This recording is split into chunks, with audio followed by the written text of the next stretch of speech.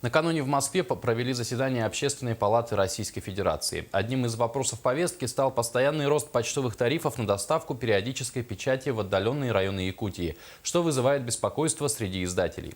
О том, к какому решению пришли, расскажут наши корреспонденты. С инициативой о пересмотре и регулировании почтовых тарифов на периодические издания выступила Марина Богословская, которая является членом Общественной палаты. Среди участников слушаний были представители комитетов Госдумы, Совета Федерации, руководители департаментов и печатных изданий.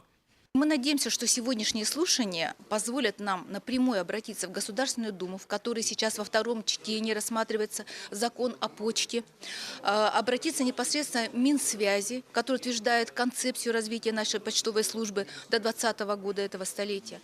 Мы очень надеемся, что голоса не только наших арктических читателей, голоса не только жителей нашей республики и этих регионов, но и нас, издателей, будут услышаны. Свое мнение по поводу повышения почтовых тарифов высказала Марина Богословская. В начале этого года в Общественную палату Республики Саха-Якутия обратилась Мария Христофорова, генеральный директор медиагруппы «Сетим». Медиахолдинг «Сетим» занимает ведущее место в информационном пространстве Республики Саха-Якутия. Ситуация касается того, что повышение почтовых тарифов привело к резкому снижению уровня подписки во втором полугодии 2014 года в Республике Саха-Якутия. Скачок тарифов привел к катастрофическому обвалу подписки не только в Якутии, но и на всей территории страны.